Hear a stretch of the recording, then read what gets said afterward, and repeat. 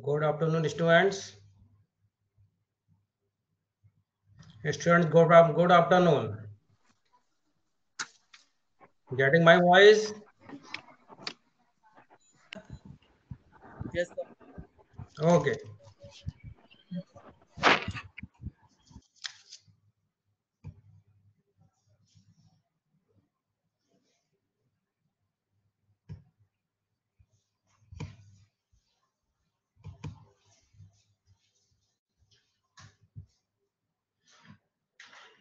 So, students, in our last lecture, we have discussed the what is corrosion, discuss in brief the electrochemical theory of corrosion. So, these questions is very important to the exam point of view. ये exam में बेटा AQ exam में 11, 12, 14, 15, 16 so it's a very important questions. इसमें आपको definition लिखना है और electrochemical theory of corrosion लिखना है. तो सिंपल सी बात है, what is the corrosion? So it is any chemical decay of metal within the environmental surroundings known as corrosion. Example हो गया आपका rusting of iron. So next part of this question is the discuss brief the electrochemical theory of corrosion. Theory of corrosion हमने बेटा पढ़ा था इन absence of oxygen और in presence of oxygen. ये दोनों ही थ्योरी आपको लिखनी है with the figure and with the involved chemical reactions, and also discuss the important fact of this theory. Important fact means ये थ्योरी कब एप्लीकेबल है, कब होगी, कब नहीं होगी. इट मीन्स अगर हमारा number 1 anodic area developed, number 2 cathodic area developed, number 3 conducting medium is there. ये 3 कंडीशंस हैं तो हमारे इलेक्ट्रोकेमिकल थ्योरी बन जाए प्रोसीड करेगी. Reason is that electrochemical theory is also known as galvanic cell theory. क्योंकि बेटा जब ये एनोडिक एरिया और कैथोडिक एरिया और कंडक्टिंग मीडियम हम मिल जाएगा तो आपका गैल्वेनिक सेल बनता है और गैल्वेनिक सेल को ही हम इलेक्ट्रोकेमिकल सेल बोलते हैं. So that's why this theory is known as electrochemical theory for the corrosion. So this is same discuss the electrical theory corrosion along with the equation. तो ये भी वही है कि आपको जो रिएक्शन इन्वॉल्व हैं इन प्रेजेंस ऑफ ऑक्सीजन और इन एब्सेंस ऑफ ऑक्सीजन, वही रिएक्शन आपको एक बार फिर यहाँ लिखनी है. And expel by sheet of zinc are hung around the ship hull ocean going ships. ये आपने देखा होगा आपके जो शीट्स होती हैं आयरन शीट्स, वहाँ जिंक के आपके वो लगाए जाते हैं बोल्ट. रीजन इज दैट आपने अभी पढ़ा है जिंक और आयरन. जिंक और आयरन में जिंक की जो पोजीशन है इन इलेक्ट्रोकेमिकल सीरीज वो एबव होती है और आयरन आपका नीचे होता है. तो पहले मैंने आपको बेसिक एक पॉइंट बताया था कि एबव वाली मेटल हमेशा एनोड की तरह बिहेव करती है और जो उसके नीचे जो भी मेटल्स हैं वो हमेशा कैथोड की तरह बिहेव करती हैं. इसका मतलब ये है कि जब अगर शिप आयरन का बना हुआ है तो जिंक के बोल्ट वहां लगाएंगे तो जो कोरोजन होगा वो आपका जिंक पर होगा, ना कि आयरन पर. तो यानी कि we can say zinc metal act as a anodic end and iron sheet act as a cathodic end. ये आया है बेटा और सेमेस्टर 18. एक्सप्लेन भाई प्योर मेटल और emerge in the water start corroding eight the bottom. ये भी 18 में आया है. ये भी और सेमेस्टर में है, ये इवनिंग सेमेस्टर में है. तो सीधी सी बात है, why pure same basic concept दोनों में सेम है. यहाँ why a pure metal rod emerge in the water. कोई भी आप मेटलिक रॉड लीजिए, वाटर में इमर्ज कर दीजिए तो जो आपका कोरोजन होगा वो बॉटम पर स्टार्ट होगा around the rod at the bottom. Reason is that at this point anodic area and cathodic area developed very easily. That's why corrosion takes place at bottom. Now today we are going to discuss protection of corrosion या control of corrosion. How to control the corrosion, yeah, how to save the articles from the corrosion. So there are so many methods which have used by the human being and societies. So these are the protection of corrosion method या control of corrosion method. Number 1, why metallic coating? इसका मतलब यह है अगर किसी हम base metal means जिस पर कि हमें कोटिंग करनी, जिसको हमें कोरोजन से बचाना है, that is not a base metal, उस पर अगर हम किसी मेटल की कोटिंग कर दें, सपोज इसमें जो आपका एक एग्जांपल है गैल्वेनाइजेशन, आपने बेटर अच्छा पढ़ा होगा 12th में या 11th में कहीं भी है ये गैल्वेनाइजेशन। इसका मतलब ये है अगर हम गैल्वेनाइजेशन के प्रोसेस के थ्रू जिंक मेटल की कोटिंग कर दें आयरन के ऊपर, तो इसे बोलते हैं galvanisation. So it is also known as anodic coating. Reason is that the zinc is anodic as with respect to the iron. Iron is act as a cathodic end. So next method is the tinning.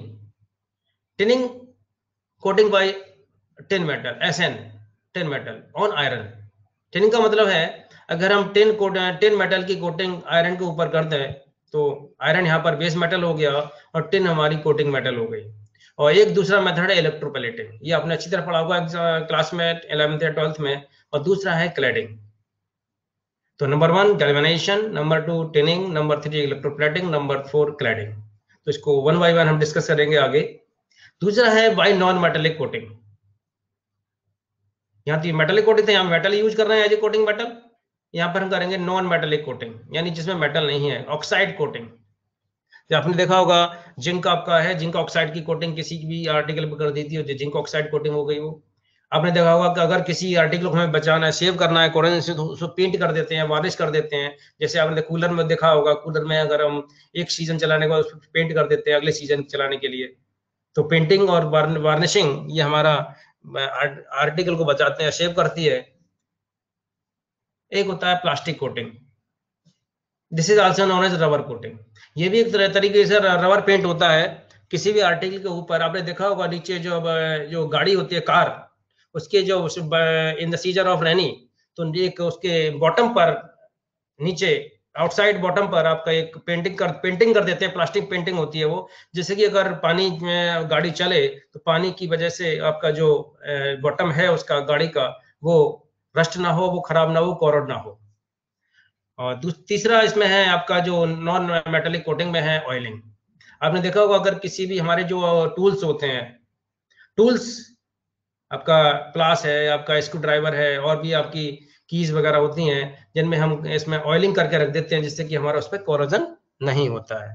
तो these are the non metallic coatings: oxide coating, painting और varnishing, plastic coating, and last one is oiling. These are come under the category of non-metallic coating, and above these are known as the metallic coating. So these are the general methods.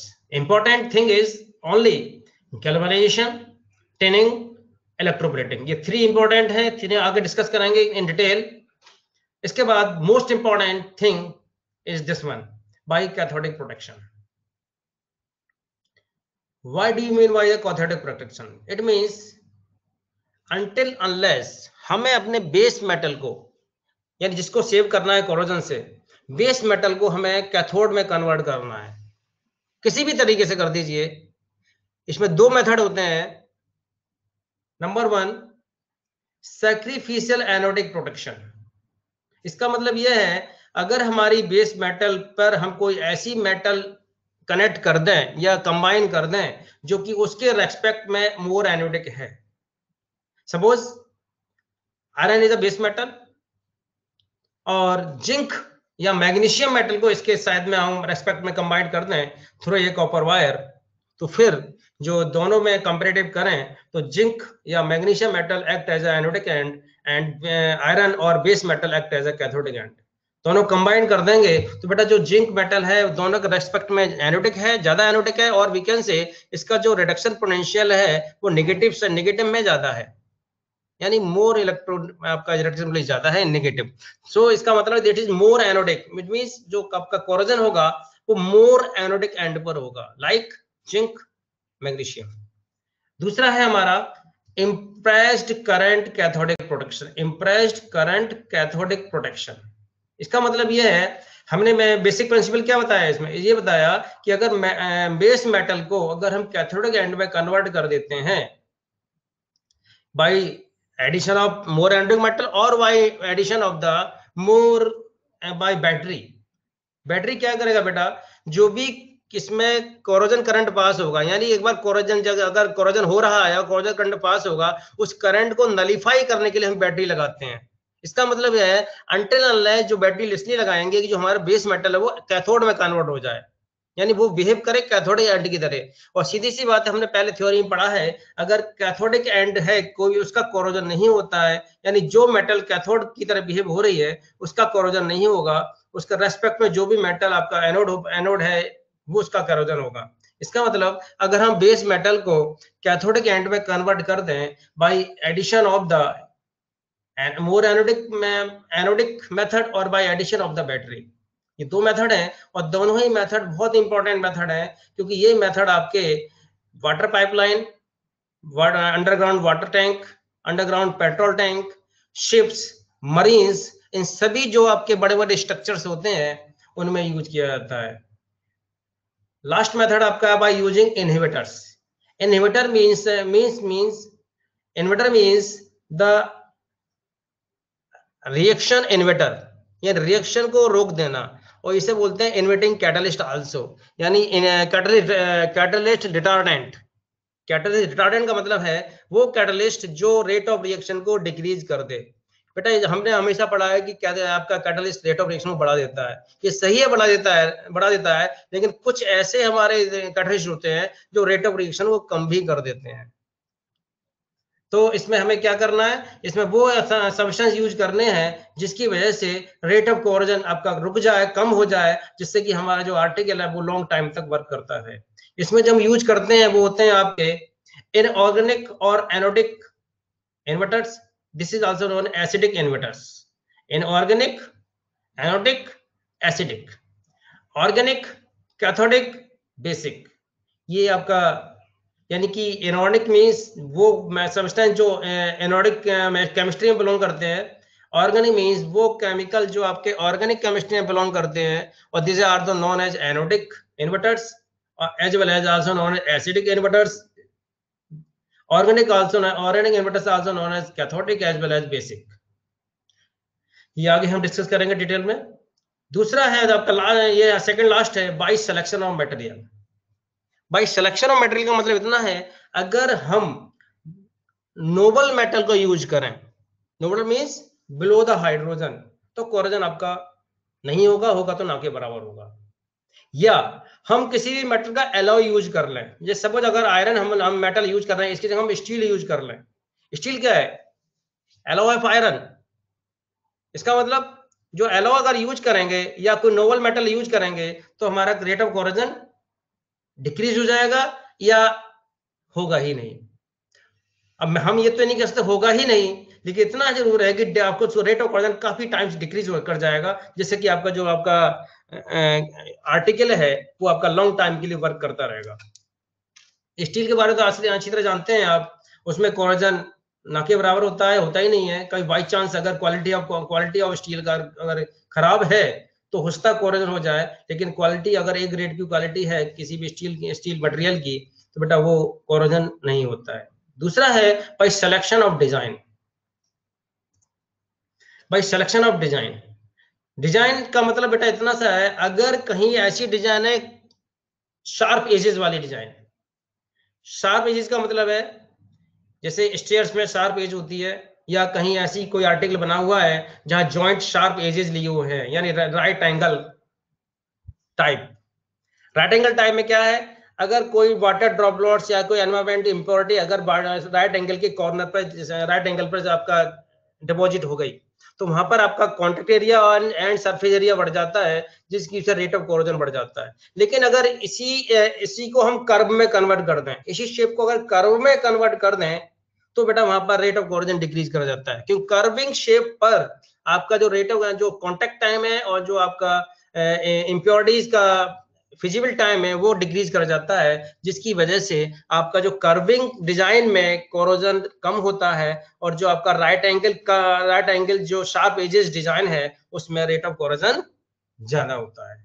इसका मतलब अगर हम curve edge वाले design की material use करें तो rate of corrosion का कम हो जाएगा comparatively sharp edges design material. अब आते हैं,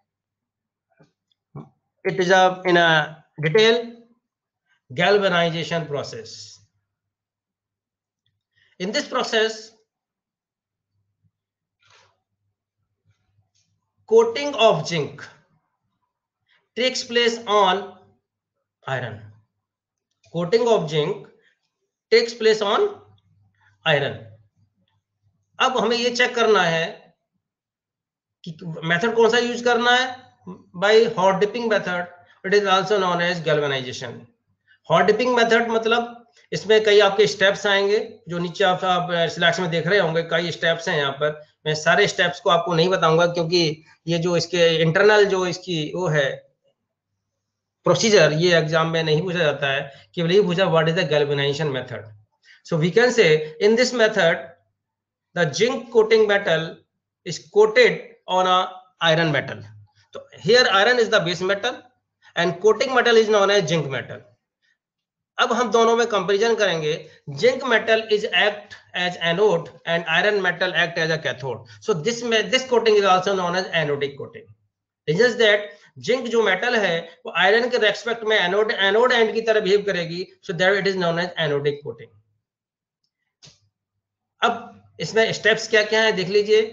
डीग्रीसिंग, आपने देखा होगा अगर हम किसी भी आर्टिकल ग्रीस करते हैं तो कोरोजन नहीं होता, लेकिन अब हमें क्या करना है, गैल्वेनाइजिंग करनी है, बाय हॉट डिपिंग प्रोसेस करना है। तो हॉट डिपिंग प्रोसेस का सबसे पहला जो मेथड वो स्टेप है वो है डिग्रीसिंग। डिग्रीसिंग मींस आपके जिस आर्टिकल पर हमें जिंक की कोटिंग करनी है वो आर्टिकल नीट, सबसे पहले नीट एंड क्लीन होना चाहिए। तो ये प्रोसेस है नीट एंड क्लीन करने का। तो इसमें क्या करते हैं, इसमें जो organic surface contaminant such as oil और सम पेंट्स जो उसमें रहता है पुराना, अगर आयरन आपके आर्टिकल पर कोई पुराना कोई पेंट या ऑयल की इंप्योरिटी लगी हुई है तो उसको हम इसमें रिमूव करते हैं बाय यूजिंग कास्टिक सॉल्यूशन। यानी कहने का मेरा मतलब यह है जिस आर्टिकल पर हमें जिंक की कोटिंग करनी है उस आर्टिकल को सबसे पहले एल्कलाइन सॉल्यूशन में या कास्टिक सॉल्यूशन डिप कर देते हैं, यहां पर इसकी ऑयल इंप्योरिटीज रिमूव होती हैं। इसके बाद यूज करते हैं pickling method. In this method we use hydrochloric acid and sulfuric acid. तो इसे बोलते हैं, it is also known as acid cleaning। कहने का मतलब है आफ्टर डिग्रीसिंग आपका जो आर्टिकल है इस एसिड के अंदर हमें डिप करते हैं तो आपकी जो इम्प्योरिटी जो एक्स्ट्रा उस पर अल्कलाइन सोल्यूशन आ गया था या एक्स्ट्रा कोई इम्प्योरिटी बची हुई है वो एसिड के साथ रिएक्शन करके खत्म हो जाती है। दूसरा आपका आता है, इसके बाद हम यूज करते हैं वाटर टैंक। यानी अगर एसिड और जो अल्कालाइन के आपके डिग्रीसिंग के बाद पिकलिंग मेथड यूज करने के बाद हमें जो एक्स्ट्रा एसिड है उसको हमें खत्म करना है बाय यूजिंग, ये देखिए यहाँ पर एक है वाटर रिंज। ये एसिड पिकलिंग है, ये आपका अल्कलाइन पिकलिंग अल्कलाइन डिग्रीसिंग है। यानी कि इस अल्कलाइन टैंक से एक बार हमने मेटल को डालने के बाद फिर वाटर से रिंच करेंगे, फिर हमें एसिड में इसको आपको डिप करेंगे, इसके बाद फिर वाटर में करेंगे। तो अब हमारे पास जो आता है, यानी कि इसके बाद वाटर में करने के बाद आपकी maximum impurity from the articles remove हो जाते हैं। उसके बाद हम यूज करते हैं फ्लक्सिंग। फ्लक्सिंग का जो टेम्परेचर होता है वो 50 to 70 डिग्री सेंटीग्रेड होता है, और ये इसमें जो सॉल्यूशन लेते हैं वो लेते हैं जिंक अमोनियम क्लोराइड। ये क्या करता है, अगर एबव मेथड्स के बाद भी अगर इसमें कोई ऑक्साइड लेयर बचती है तो इसको रिमूव कर देता है। हॉट इसे बोलते हैं हम फ्लक्सिंग। फ्लक्सिंग के लिए यूज करते हैं जिंक अमोनियम क्लोराइड सॉल्यूशन। ये क्या करता है, आपको जो एक्स्ट्रा ऑक्साइड फिल्म भी अब भी बची हुई है कोई थोड़ी बहुत, उसको भी ढंग से रिमूव कर देता है। उसके बाद इसको यूज करते हैं हॉट ड्राई एयर में पास कराते हैं, यहाँ पर इसकी सब ड्राइनेस हो जाती है, ड्राइंग हो जाती है, ड्राइंग प्रोसेस होता है आपका, वो सूख जाता है। इसके बाद हम यूज करते हैं ये जो देख रहे हैं आप, दिस वन मोलेटल जिंक, यानी जो आपकी जिंक मेटल लिक्विड फॉर्म में रहती है काफी हाई टेम्परेचर पर, यानी 450 डिग्री सेंटीग्रेड पर ये टेम्परेचर होता है यहाँ पर, इस मेटल का आर्टिकल को हम यहाँ डिप कर देते हैं। डिप करने के बाद इसको आप एक ड्राइंग प्रोसेस में ले जाते हैं। ड्राइंग प्रोसेस के बाद जो एक्स्ट्रा जो लेयर है, इसकी एक्स्ट्रा जो कोटिंग होती है उसको रिमूव कर देते हैं वहां पर। तो वहां ग्रुप तो आप देख रहे हैं यहाँ पर, देखिए एक आप गार्डर रखा हुआ है, गार्डर आयरन का बना हुआ है। इसके बाद जब हमने सही प्रोसेस में इसको पास कराया तो लास्ट में देखिए जिंक की मेटल कोटिंग इस पर आ गई, तो ये थोड़ा सा लगभग व्हाइट और ग्रे करी का हो गया। इसका मतलब है ये जो आर्टिकल था पहले आपका, इसको हमने by galvanizing process, by zinc coating, इसको हमने इसमें कन्वर्ट कर दिया। अब इसका क्या है, जो अगर इसको यूज करेंगे तो कोरोजन जो भी होगा अब इसके सरफेस पर होगा, यानी जिंक के ऊपर होगा, आयरन के ऊपर नहीं होगा। तो ये एक मेथड है। मेथड में आपको केवल इतना बताना है क्या, in this method zinc act as a coating metal and it behave as a anode, और base metal act as a iron, it act as a cathode. तो ये आपके ये आपका मेथड हो जाता है।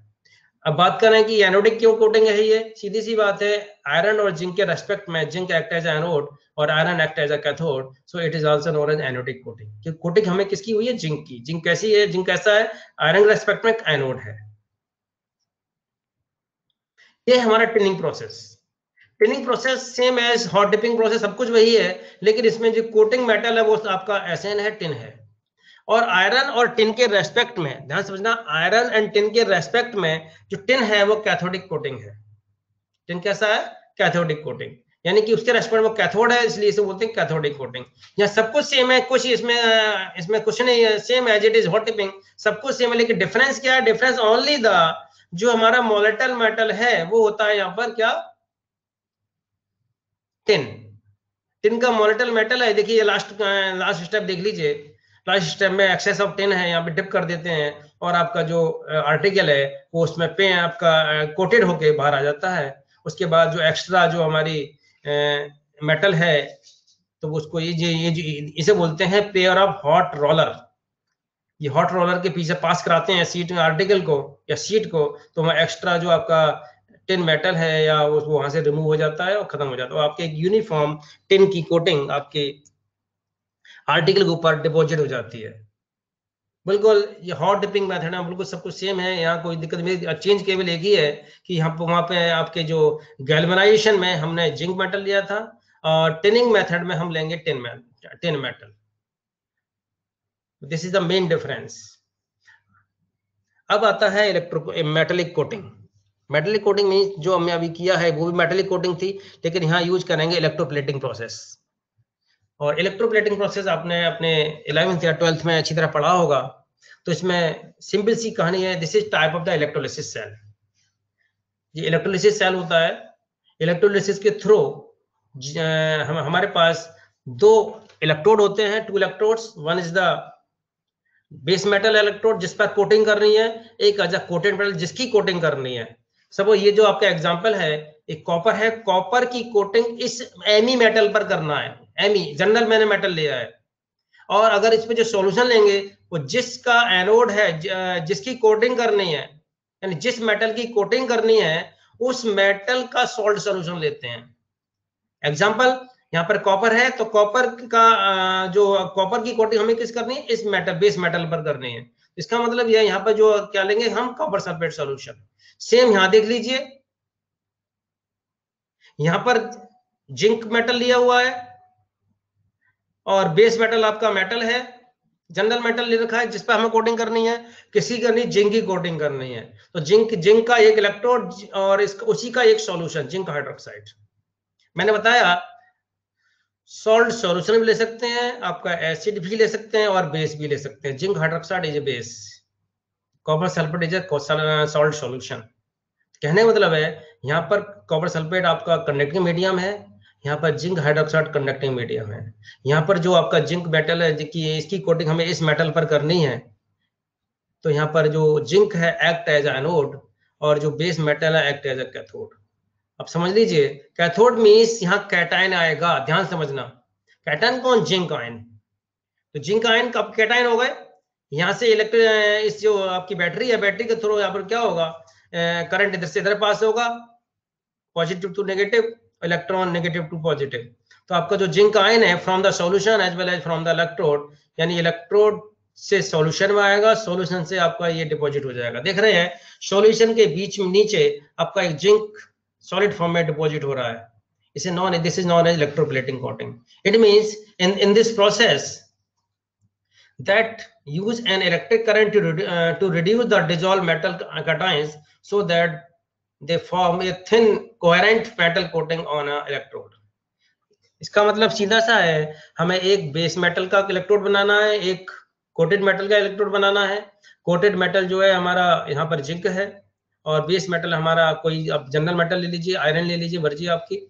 तो इसमें क्या करना है, आपका जो इलेक्ट्रिसिटी पास कराएंगे तो जिंक आयन इस इलेक्ट्रोड से सॉल्यूशन के अंदर आएंगे, और सॉल्यूशन से ये इलेक्ट्रॉन आपका इस बेस मेटल पर आकर डिपॉजिट हो जाएगा in the form of zinc. यहाँ पर जिंक है और ऊपर वाले फिगर में ये आपका कॉपर है। तो ये दो एग्जांपल मैंने ले रखे हैं, आप जो चाहे वो एग्जांपल लिख लीजिए, बच्चों फिगर आप बना लेना जो आपको अच्छा लगे, दोनों नहीं कोई एक बनाना है, क्योंकि आपके पास एग्जाम में इतना समय नहीं होगा कि आप 2 फिगर बनाएं। तो बेटर है कि जो आपको अच्छा लगे वो उस फिगर को बना लीजिए। So a thin film of coating metal is deposited on the metal by passing the current pass के through, मैंने बता already we have told you base metal is taken as cathode, हमने आपको पहले से बता दिया है। Electroplating metal is taken as anode, यानी जो कि कोटेड मेटल है वो एनोड है, जो बेस मेटल है वो कैथोड है। बैटरी से करंट पास कराएंगे तो कोटिंग मेटल से आपका जो आयंस हैं वो आपके सॉल्यूशन के थ्रू जो बेस मेटल पर डिपॉजिट हो जाएंगे, जिसकी वजह से आपकी इलेक्ट्रोप्लेटिंग हो जाएगी। यानी अगर हम जिंक और आयरन का यहाँ एग्जाम्पल लें, आयरन को बेस मेटल माना है और कॉपर को अगर मैंने कोटेड मेटल माना है, यहाँ पे कॉपर है, यहाँ पर जिंक है, अगर यहाँ कराएंगे तो इलेक्ट्रोप्लेटिंग होगी थ्रू, यानी कि आपकी गैल्वेनाइजेशन होगा थ्रू इलेक्ट्रोप्लेटिंग। यानी क्या हो रहा है, zinc on iron, here zinc is act as anode और आयरन एक्ट एज कैथोड, और लास्ट हॉट डिपिंग में भी यही था। तो हमने प्रोसेस कौन सा बोले, इलेक्ट्रोप्लेटिंग प्रोसेस फॉलो किया है। तो ये अब आते हैं क्लैडिंग के ऊपर। इसमें बेटा होता क्या है, जो आपका सिंपल सी आफ्टर क्लीनिंग द आर्टिकल, चाहे वो एसिड क्लीनिंग करें चाहे आपका अल्कलाइन क्लीनिंग करें, after washing and drying process, अब आपको जो मोल्टन मेटल है उसमें उसको डिप कराना है, और डिप कराने के बाद एक हमारे पास रबर रोलर होते हैं जो कि हाई टेम्परेचर वर्क करते हैं। तो उन जो सीट है उस सीट को रबर रोलर के साथ बीच में से पास करा दी जाती है विदाउट एनी प्रेशर। तो उसमें से क्या होगा, एक यूनिफॉर्म लेयर मिलेगी। This is known as cladding method. तो इसमें क्या है, एक comparatively thick film of metal, देखिए थिक फिल्म, इसमें क्या होगी, थिक फिल्म मिलेगी। इलेक्ट्रोप्लेटिंग में आपको क्या होगी, थिन फिल्म मिलती है। आपकी गैल्वेनाइजेशन में थिन फिल्म मिलती है, टिनिंग में थिन फिल्म मिलती है, लेकिन क्लैडिंग कैसा है, इसमें आपका थिक फिल्म मिलती है। और metal is deposit on the base metal by casting और हॉट रोलिंग। इसमें हॉट रोलिंग कराते हैं। आपने देखा होगा, अगर आपने कभी किचन में एक पराठा बनाते हैं तो उसमें ऑयलिंग करते हैं, ऑयलिंग की चम्मच से उसे घुमा देते हैं, तो कहीं ज्यादा कहीं थिन का लेयरिंग हो जाती है। तो उसी तरीके से इसमें भी कहीं आपकी जो एक थिक फिल्म मिलती है, इसी क्लैडिंग प्रोसेस बोलते हैं। नेक्स्ट, ये हॉट डिपिंग वही है, एक समराइज वे है हॉट डिपिंग का। यानी इसमें 2 मेथड होते हैं, galvanization coating by zinc, tinning coating by SN. Simple, इसमें कहीं एफ एंड वर्ड नहीं है, केवल सिंपल सी बात है, आपको वहां पर आयरन के ऊपर जिंक की अगर कोटिंग करा दे तो आपका गैल्वेनाइजेशन हो जाता है, अगर आयरन के ऊपर टिन की कोटिंग करा दें तो आपका टिनिंग हो जाता है। आप देख रहे हैं ये आपका एक पिलर है, लाइट पिलर, जो स्ट्रीट लाइट जो पिलर होते हैं वहां पर, इसकी जो आपकी जो कोटिंग है वो आपकी जिंक कोटिंग है, थोड़ा ग्रे कलर का होता है। और जब ये होता है तो बेटा ये आप इसमें जो रेनी सीजन से में जो आपका कोरोजन होता है उससे ये बचा देता है इसको। प्रोटेक्शन ऑफ फ्रॉम, ये आपका फ्रॉम कोरोजन है, यानी जो मैं ऑलरेडी वहां डिस्कस कर चुका था, नॉन मेटेलिक कोटिंग में ऑक्साइड कोटिंग में जिंक ऑक्साइड बताया था मैंने, मैग्नीशियम ऑक्साइड किसी मेटल पर डिपॉजिट कर देते हैं बाय ब्रशिंग और बाय स्प्रेइंग। पेंटिंग में ये भी these coating prevents the moisture and oxygen to come into the contact with the metal, यानी जो मॉइस्चर से अगर पेंटिंग और वार्निशिंग कर दें ब्रश के थ्रू या स्प्रे के थ्रू तो आपके जो मेटल आर्टिकल है उसको सेव करता है, और प्लास्टिक कोटिंग भी करते हैं। These are applied on the costly instrument. जैसे कॉस्टली इंस्ट्रूमेंट्स का मतलब है गाड़ी है, गाड़ी की जो आउटर बॉटम है, नीचे आपकी नीचे की साइड में जो रोड और उसके कॉन्टेक्ट में रहता है, इन रेनी सीजन उस पर हम रबर पैंट या प्लास्टिक कोटिंग करा देते हैं, जिससे कि उसमें रस्ट नहीं लगता। This is the most important method, very important method. Exam में कई बार पूछा जाता है, what is the cathodic protection?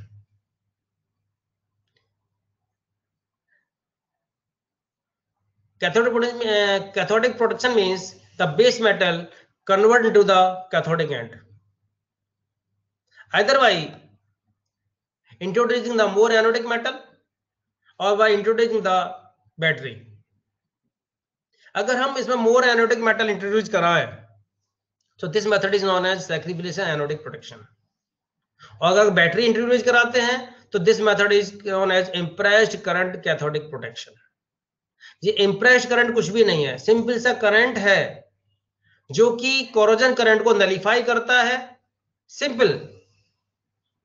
और जैसे ही नलिफाई करेगा वैसे ही आपका बैटरी में आपके टर्मिनल अपोजिट हो जाएंगे, यानी जो पहले एनोड था वो कैथोड बन जाएगा और जो कैथोड था वो एनोड बन जाएगा। अब इसकी जरा फिगर में ध्यान से देखें, ये जो मेथड है जहां मेरा इसमें कर्सर मूव कर रहा है, ये मेथड है सैक्रिफिशियल एनोडिक प्रोटेक्शन। इसके फिगर और आगे अच्छी तरह मैं आपको और बताऊंगा। सिवाल ये वेरी वेरी सिंपल आपका फिगर है। देखिए ये जो है ये आपका पाइप आयरन पाइपलाइन है, और आयरन पाइपलाइन मतलब है अंडरग्राउंड पाइपलाइन भी हो सकती है, आपके अर्थ सरफेस पर भी हो सकती है। तो ये आपकी क्या है, अंडरग्राउंड पाइपलाइन, चाहे वाटर पाइपलाइन या कह लो या आपका क्रूड ऑयल पाइपलाइन बोल दी, जो आप बोलना चाहें। और ये देख रहे हैं ये आपका ये थोड़ा सा ये आपकी वो सरफेस है, सॉइल यानी अंडरग्राउंड। और ये देख रहे हैं ये कॉपर वायर के थ्रू हमने इसको ये जो मेटल है ये है इस आयरन के रेस्पेक्ट में मोर एनोडिक मेटल। हमने क्या किया, इसमें आयरन के रेस्पेक्ट में मोर एनोडिक मेटल को यूज किया है। और मोर एनोडिक मेटल आप जो भी आयरन से ऊपर जो भी मेटल हैं इन इलेक्ट्रोकेमिकल सीरीज, आयरन से ऊपर जो भी मेटल है उन मेटल में कोई मेटल आप यूज करते हैं जो आपके इकोनॉमिक हो और आराम से अवेलेबल हो। तो क्या यहाँ पर जो हमने मेटल लिया है वो जिंक और मैग्नीशियम। तो इसका मतलब क्या है, अब हमने क्या किया, इसको कॉपर वायर के थ्रू कनेक्ट कर दिया। कनेक्ट कर दी तो आपकी देखिए आयरन और इस एनोडिक मेटल में,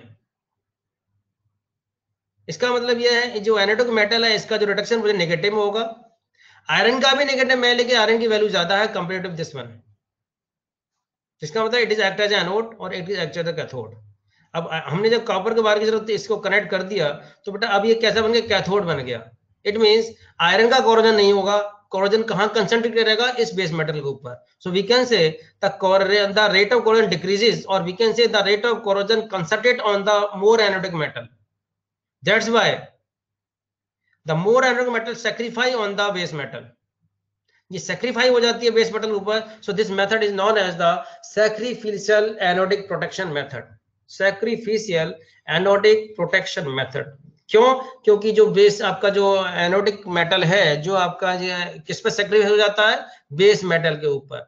आपने देखा होगा शतरंज जो आपका चेस होता है, चेस में एक राजा क्वीन होते हैं, उसके ऊपर जितने भी आपके जो सिपाही होते हैं, जो आपके उनके वजीर वगैरह और होते हैं, वो सारे सेक्रीफाई हो जाते हैं राजा के ऊपर। तो सेक्रीफाई का मतलब है किसी एक इंपॉर्टेंट थिंग को बचाने के लिए उसके रेस्पेक्ट में जितने भी और जो कम इकोनॉमिक थिंग है वो उनको सेक्रीफाइस उनको खत्म कर देना, उनको सेक्रीफाइस कर देना। तो इसे बोलते हैं सेक्रीफिशियल एनोडिक प्रोटेक्शन। एनोडिक क्यों? एनोडिक इसलिए क्योंकि जो हमारा बेस मेटल है वो हमारा कैथोड तरह बिहेव करता है, और जो हमारा एनोडिक मेटल है वो act as a anodic, more anodic. ये जिंक और मैग्नीशियम को कॉपर वायर के थ्रू कनेक्ट कर दिया गया है। ये हमारी वाटर पाइपलाइन है, आयरन की बनी हुई है और अंडरग्राउंड है। कॉपर वायर के थ्रू उसको एक मोर एनोडिक मेटल से कनेक्ट कर दिया गया है, जिससे कि आपका क्या होगा, अब जो कोरोजन जो होगा, देखिए कोरोजन तो करेगा, लेकिन जो वहां की सॉइल है वो कोरोसिव है, तो कोरोजन किसका करेगा, मोर एनोडिक मेटल का। यानी ये खत्म होगा, सेक्रीफाई होगा किसके ऊपर, बेस मेटल के ऊपर। So that's why it is known as more sacrificial anodic protection method. तो ये दूसरा, ये आपके राइट हैंड में ये फिगर है, यहाँ पे सेम, बिल्कुल सेम फिगर में कोई डिफरेंस नहीं है। डिफरेंस इतना है कि जो हमारा ये जो बैटरी लगी हुई है डीसी सोर्स ने क्या किया, जो बेस मेटल उसको कैथोड बना दिया गया, जो हमारा, हाँ इसकी जगह आप यहाँ पे, हाँ अगर हम कोई एनालिटिक मेटल नहीं लेंगे, यहाँ लेंगे सिंपल इनर्ट इलेक्ट्रोड, कॉपर नहीं, वो carbon act as inert electrode. तो यहाँ पर केवल एक कार्बन का इलेक्ट्रोड लेंगे, क्या करें, बैटरी के थ्रू देख रहे हैं आपका, ये कैसा बन गया एनोड, ये बन गया कैथोड। तो बैटरी का जो टर्मिनल इसे ऐड कर दिया, तो समझिए इससे पहले बैटरी नहीं है, सिंपल ये वाली फिगर है लेफ्ट हैंड साइड वाली। तो लेफ्ट हैंड साइड में क्या होगा बेटा, सिंपल सी चीज है, ये हमारा एनोड रहेगा, ये हमारा कैथोड रहेगा। लेकिन जैसे हमने बैटरी लगाया इसमें, तो it act as a cathode और it act as a anode, कि बैटरी ने क्या किया, इसके टर्मिनल को चेंज कर दिया, अपोजिट कर दिया। तो यानी जो पहले जो करंट थी, जो कोरोजन करंट पहले से जो पास हो रही थी कोरोजन करने के लिए, अब वो क्या हो जाएगा, जीरो हो जाएगी, और आपका एक करंट पास होगा पॉजिटिव नेगेटिव। इसका मतलब अब आपका क्या बन गया, सर्किट चेंज हो गया। तो अब ये जो आयरन है, जो आयरन पाइपलाइन है, एक्ट एज अ कैथोड, और ये जो इलेक्ट्रोड है act as a anode. It means जब तक बैटरी ये चार्ज रहेगी, जब तक बैटरी डिस्चार्ज नहीं होगी, तब तक ये रेट ऑफ कोरोजन को, यानी तब तक ये कैथोडिक एंड बना रहेगा। जैसे ही बैटरी आपकी खत्म हो जाएगी, खत्म होने के बाद में करंट फिर आपका पास होना शुरू हो जाएगा, फिर ये एनोड बन जाएगा, फिर ये कैथोड बन जाएगा। इसका मतलब क्या है, जैसी बैटरी डिस्चार्ज हो वैसी बैटरी आपको चेंज करनी है। जैसे ही बैटरी डिस्चार्ज हो वैसे ही बैटरी चेंज करनी है, जिससे कि ये हमेशा जो हमारा आयरन जो पाइपलाइन है, आयरन पाइपलाइन, चाहे वो पेट्रोल क्रूड ऑयल पाइपलाइन हो, चाहे वो वाटर पाइपलाइन हो, कोई भी पाइपलाइन हो, तो जिसकी वजह से कोरोजन कहाँ रहेगा, इस एंड पर रहेगा। तो जिसके ये कैथोड बना रहेगा, कैथोड पर पहले ही मैंने बता चुका हूँ आपको, कैथोड पे कोरोजन नहीं होता, कैथोड पर ऑक्सीडेशन नहीं होता। Corrosion means oxidation of metal.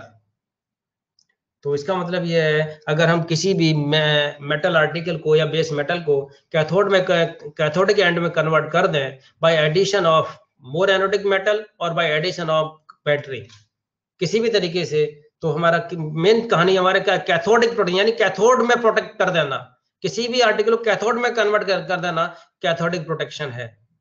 Bye addition of more anodic metal known as sacrificial anodic protection, by addition of battery known as impressed current cathodic protection। ये देखिए डिटेल में थोड़ा सा,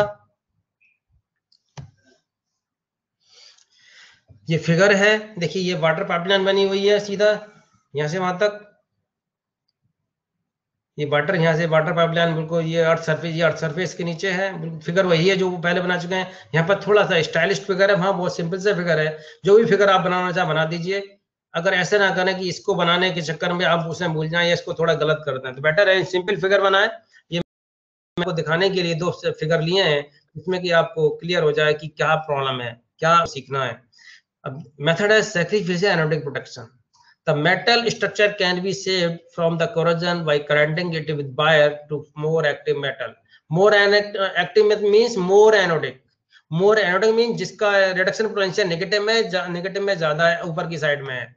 ECS आपको याद होगी, मैंने बताया था लास्ट लेक्चर में। So that all corrosion will take place at more active metal. More active means more anodic. तो इसका मतलब कंसंट्रेशन कहाँ, कोरोजन कहाँ कंसंट्रेट करेगा, आपको मोर एनोडिक मेटल पर। तो ये क्या करेगा, as the more active metal is sacrificed in the process of saving metal from corrosion, hence it is known as a sacrificial anodic protection.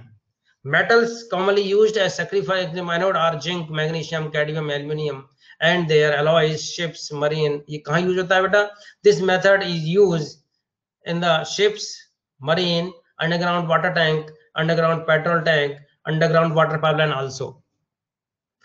Same method, ये सेम जो आपके यूजेस हैं, सेम यूज होते हैं आपके इस जगह पर।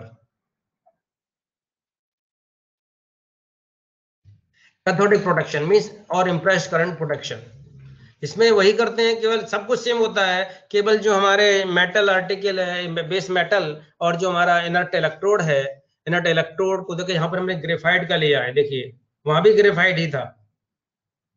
थोड़ा सा स्टाइलिश फिगर है, तो बेटर है अगर आप सिंपल फिगर याद रखें, ज्यादा अच्छा है। यानी इन दोनों ही एंड को, यानी ग्रेफाइट एनोड को और आपके बेस मेटल कैथोड को बैटरी के थ्रू कनेक्ट कर दिया गया है, जिससे कि आपकी जो कैरोजन करंट है वो आपका नलीफाई हो जाएगा, और आपका जो कैथोड है यानी जो आपका बैटरी है, बैटरी क्या करेगी, आपकी जो बेस मेटल है या बेस आर्टिकल है उसको कैथोडिक एंड में कन्वर्ट कर देगी, जिसकी कोरोजन कहाँ जाएगा, आपका ग्रेफाइट की साइड में।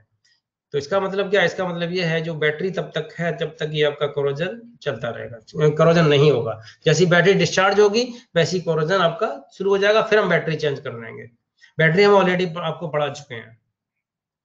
This method use in the, वही सेम आपके शिप्स में, मरीन में आपका underground water tank, underground water pipeline, underground petrol pipeline, जो भी आप हैं अंडरग्राउंड जो भी आपकी लाइन पाइपलाइंस होती हैं, उन सभी में ये आपको कैथोडिक प्रोटेक्शन यानी इम्प्रेस्ड करंट कैथोडिक प्रोटेक्शन और सैक्रिफाइस एनोडिक प्रोटेक्शन दोनों ही यूज करते हैं, काफी यूज किया जाता है।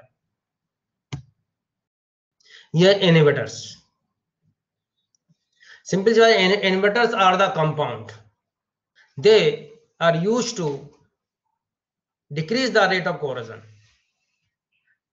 अगर आप एसिड रेडिकल्स यूज कर रहे हैं तो एसिडिक इन्वर्टर हो गया, अगर आप बेसिक रेडिकल्स यूज कर रहे हैं तो बेसिक हो गया। आपने देखा होगा 11th में या 12th में या 9th में या 10th में आपने एसिड रेडिकल या बेसिक रेडिकल्स आइडेंटिफाई किए होंगे, तो वहीं से रिलेटेड है। अगर कहने का मेरा मतलब यह है कि they also called negative catalyst. Negative catalyst means वो जो रेट ऑफ रिएक्शन को डिक्रीज कर देता है। कोरोजन इन्वर्टर तो सिंपल जो rate of corrosion, rate of reaction को आपको वो कैटलिस्ट जो रेट ऑफ रिएक्शन को डिक्रीज कर दे तो इन्वर्टर हो गया या नेगेटिव कैटलिस्ट हो गया। अब कोरोजन इन्वर्टर्स यानी जो कोरोजन की रिएक्शन को कम कर दे, जो कोरोजन की रिएक्शन को डिक्रीज कर दे, that is known as corrosion inverters. तो क्या करेगा बेटा, ये रेट ऑफ ऑक्सीजन को डिक्रीज कर देगा, rate of oxygen of metal decrease. अब ये मैंने बताया 2 टाइप के होते हैं, inorganic also known as anodic, also known as acidic। तो these are the oxygen rich transition metal containing acid radicals। क्या है, oxygen rich transition metal, chromium is a transition metal, Cr2O7 dichromate ions, इसमें oxygen बहुत ज्यादा है। इसी तरीके से पोटेशियम क्रोमेट, जैसे आपका क्रोमेट आयंस होते हैं, पोटेशियम डाइक्रोमेट को आप देख लीजिए तो आपका क्या बनेगा, Cr2O7 आ जाएगा। पोटेशियम क्रोमेट, ये दोनों ही आयंस आपने यूज किए हैं लेबोरेटरी में, ये एज ए इंडिकेटर यूज किया है पोटेशियम क्रोमेट, ये एज ए रिएजेंट यूज किया है, तो दोनों ही आपने यूज किए हैं। तो कहने का मतलब है यानी कि इनके जो आयंस होते हैं, dichromate ions and chromate ions are act as a inorganic inverters, anodic inverters या acidic inverters। These ions react with the ferrous ions to form insoluble precipitate। अगर बेटा ये आयन आयरन के साथ रिएक्शन करेंगे तो बेटा एक insoluble precipitate बना देगा। These precipitate act as a protective layer towards the base metal। आपने देखा होगा अगर आयरन की पाइपलाइन हम पास कर कहीं कहीं डाल रहे हैं तो वहां क्या इसका स्प्रे कर देते हैं इन इस सॉल्यूशन का, तो यहाँ भी ये आयन रहेंगे और आपका फेरस आयन भी वहां आ जाएंगे कोरोजन की वजह से। तो एक बार ये एक बार ये आपकी लेयर बना देंगे अराउंड द वाटर लाइन, तो बेटा ये इंसॉल्युबल प्रेसिपिटेट होगा, और इंसॉल्युबल प्रेसिपिटेट ये एक्ट करेगा प्रोटेक्टिव की तरह। कैसे, आपने देखा होगा एल्यूमिनियम इज अ मेटल, अगर उसके पास एक कोरोजन हो जाता है तो बन जाता है एल्यूमिनियम हाइड्रोक्साइड। तो एल्यूमिनियम हाइड्रोक्साइड आपका उसका फर्दर कोरोजन नहीं होने देता है। रीजन इज दैट जो एल्यूमिनियम हाइड्रोक्साइड की जो लेयर है वो रिमेनिंग एल्यूमिनियम मेटल की का प्रोटेक्टिव लेयर की तरह बिहेव करती है। रिमेनिंग जो एल्यूमिनियम है, जो आपका आर्टिकल एल्यूमिनियम का, उसके लिए क्या करती है, प्रोटेक्टिव लेयर की तरह बिहेव करती है, क्योंकि उसका फर्दर कोरोजन नहीं होने देती। सेम यहाँ पर होता है, यानी ये क्रोमेट आयन और आपका फेरस आयन दोनों मिलके बनाएंगे फेरस क्रोमेट्स, फेरस डाइक्रोमेट्स या फेरस क्रोमेट्स बनाएंगे। तो ये फेरस क्रोमेट्स और फेरस डाइक्रोमेट्स जो आयंस हैं ये आपकी इंसॉल्युबल प्रेसिपिटेट बनते हैं, और ये आपकी आयरन पाइपलाइन पर प्रोटेक्टिव लेयर की तरह बिहेव करते हैं। दूसरा है आपका ऑर्गेनिक और कैथोडिक और बेसिक। ऑर्गेनिक मींस इनकी नेचर पॉजिटिव होनी चाहिए, यानी पॉजिटिव चार्ज होना चाहिए। कैथोड की तरह बिहेव करेंगे, वो बेसिक रेडिकल्स कहलाते हैं। आपने देखा होगा आपके जो मेटेलिक हैं, आपके पॉजिटिव चार्ज वाले जो रेडिकल्स हैं, वो आपके कैसे होते हैं, बेसिक रेडिकल्स, और they are known as organic और they are also known as cathodic. These are the basic substance such as amines and metallic heavy soaps. Amines हैं, मेटल हैवी सोप्स हैं, ये कैसे होंगे, basic in nature, organic category में आते हैं। और आप देख रहे हैं यहाँ मैंने 2-3 रिएक्शन दे रखी हैं इन एसिडिक मीडियम। ये ऑलरेडी वही रिएक्शन है जो आपने थ्योरी ऑफ कोरोजन में पढ़ी हुई है, ये भी वही रिएक्शन है जो थ्योरी ऑफ कोरोजन में पढ़ी हुई है। तो कहने का मतलब ये है, इन एसिडिक मीडियम है तो ये कैथोड पे ये रिएक्शन होगी। जब रिएक्शन होगी तो इसमें जो by nullify the over voltage of hydrogen, अगर हम इस हाइड्रोजन की जो आपका जो इवोल्यूशन है इसको खत्म कर दें, कैसे खत्म होगा, by passing the by nullify the over voltage of hydrogen. यानी हाइड्रोजन के ओवर वोल्टेज पे अगर इसको नलीफाई कर दें तो ये रिएक्शन होगी नहीं होगी तो आपका कोरोजन नहीं होगा। सेम यहां पर है इन न्यूट्रल मीडियम, ये ऑक्सीजन वहां ज्यादा है तो ये आपका मॉइस्चर होगा तो रिएक्शन होगी, जब आपका 2 हाइड्रोक्साइड बन जाएंगे तो यहाँ क्या होगा, by nullify the over voltage of oxygen, यानी ऑक्सीजन की ऑब्सेंस को खत्म कर दिया जाए, ऑक्सीजन को खत्म कर दिया जाए। कैसे खत्म होगा, by nullify the over voltage of oxygen.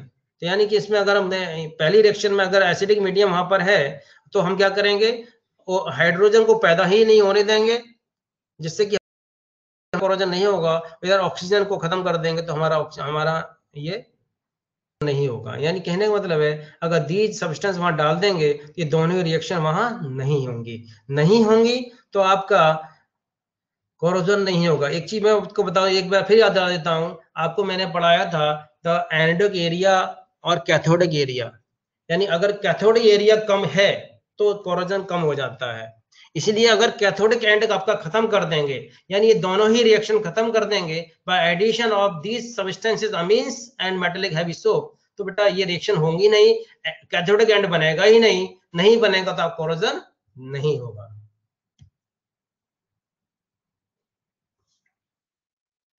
और लास्ट में है नोबल कोटिंग।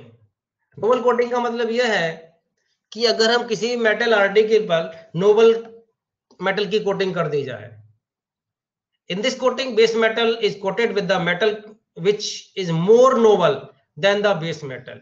यहां पर क्या है, चीज वही है एकदम, यानी जो मेटल है आपकी उस पर नीचे वाली मेटल का, जैसे आयरन पर टिन की कोटिंग आयरन पर कराई गई थी, तो टिन और आयरन में टिन कहां है, आयरन से नीचे है, उसका जो रिडक्शन पोटेंशियल ज्यादा है देन आयरन, तो उसकी कोटिंग करा दी गई थी। यानी अगर देखा जाए वहां पर ये नोबल मेटल की तरह भी होगी, लेकिन नोबल मेटल का मतलब यहाँ पर यह है जैसे आपका निकल है, सिल्वर है, क्रोमियम है, लेड है, ये सब हम इस पे कोटिंग करा सकते हैं। जैसे ये आपका देखा कोटिंग ऑफ निकल ऑन आयरन, आपने जो आपकी जो स्पून्स होती हैं उनको बहुत जो ज्यादा शाइनिंग आती है, शाइनिंग केवल निकल कोटिंग की वजह से आती है ऑन आयरन। तो ये क्या है, स्टील पर आयरन पर हमने क्या किया है, निकल की कोटिंग कर दी है, तो ये क्या टाइप की कोटिंग होगी, that is it is a Nobel coating. ये देखिए मैं आपके क्वेश्चंस हैं, explain various step of protection of corrosion. Steps का मतलब बेटा ये कितने मेथड्स आपने यूज किए हैं। स्लाइड नंबर, सबसे पहली स्लाइड्स में by metallic coating, by non metallic coating, by cathodic protection, by using inverters, by using selection, by using good design। तो ये सारे आपके स्टेप्स हो जाएंगे। which point to keep in mind during the designing to the protection of corrosion, आपको कौन सा point आपको माइंड में रखना है टू प्रोटेक्ट कोरोजन में। सिंपल सी बात है, आपको 2 पॉइंट ध्यान में रखना है, या तो आपको चेंज करना है मेटल को या आपको चेंज करना है एनएंड को, दोनों में किसी को भी चेंज कर देंगे। और आप यानी चेंज कर, आपको ऐसा मेटल लीजिए जिसमें कोरोजन ना हो, ऐसा आर्टिकल जिसमें कोरोजन ना हो, या एनवायरमेंट को चेंज कर दीजिए। कैसे करना है, by cathodic protection, by metallic coating, ये सारे मेथड फॉलो करा के। अगर आपको आर्टिकली डिजाइन करना है तो आप वो डिजाइनिंग माइंड में रखें कि जो हमारा कर्व नेचर है, कर्व शेप को लेके आएंगे, ना कि एज शेप को, यानी शार्प एजेस शेप को लेके नहीं आना है, राइट एंगल शेप को लेके नहीं आना है। जहां भी जॉइंट लगाएंगे तो राइट एंगल में ना करके आप कर्व फॉर्म में आप जॉइंट लगाएंगे, टी फॉर्म में नहीं लगाएंगे। How you protect corrosion bye treatment of metal, और ट्रीटमेंट ऑफ मेटल का आप सिंपल साहब है, आप कर चुके हैं, protection of corrosion bye treatment of metal. तो यानी कि क्या ट्रीटमेंट मेटल क्या क्या कर सकते हो आप? तो ट्रीटमेंट मेटल का सिंपल सी बात, मेटल कोटिंग कर सकते हैं हम, नॉन मेटेलिक कोटिंग करा सकते हैं, और आपकी डिजाइन चेंज कर सकते हैं, मटेरियल को सिलेक्ट कर सकते हैं। What are the corrosion inhibitors? The inhibitors are the substances which are used to decrease the rate of corrosion, or we can say which are used to decrease the oxidation of metal. What is the sacrificial anodic protection? ये sacrificial anodic protection वही है, हमने क्या किया था, जो iron based metal के contact में एक मोर एनोडिक मेटल लगाया था, जैसे आयरन है, जिंक और मैग्नीशियम लगा दीजिए, first method of cathodic protection. ये आपके क्वेश्चंस हैं जो कि यूनिवर्सिटी में आ चुके हैं। Explain the various method of prevention of corrosion 7, 8, 14, 16. Explain the sacrificial anodic and impressed cathodic protection. This is the most important, very very important. कई बार exam में आया है। What do you mean by the lubricant? ये इस बार syllabus में नहीं है, इसे नहीं करना है आपको। तो बच्चे थैंक यू। कल के लिए नया यूनिट शुरू होगा स्पेक्ट्रोस्कोपी, और ये आपने बिल्कुल नहीं पढ़ा हुआ है तो प्लीज मेरी रिक्वेस्ट है कि मैक्सिमम स्टूडेंट्स को ज्वाइन करें, और इसमें जो क्वेश्चन आते हैं वो कम से कम 30 मार्क्स का आता है, और गारंटी के साथ आएगा जरूर। बहुत इंपॉर्टेंट आपका यूनिट शुरू होने वाला है, और मैं कोशिश मेरी यही है कि अच्छी तरह आपको एक्सप्लेन करूं। कुछ इसमें फैमिलियर एग्जाम्पल लेके भी चलूंगा मैं, जिसको कि आप अच्छी तरह से समझ सकें, क्योंकि आपने ये अभी तक पढ़ा नहीं है। अगर नहीं पढ़ा है तो प्लीज ध्यान से पढ़ना है, समझ के पढ़ना है। कल बात करेंगे स्पेक्ट्रोस्कोपी, जो नया टॉपिक मॉड्यूल है, स्पेक्ट्रोस्कोपिक टेक्निक्स, जिसमें आपका आगे बताएंगे क्या क्या आएगा। तो thank you very much joining me.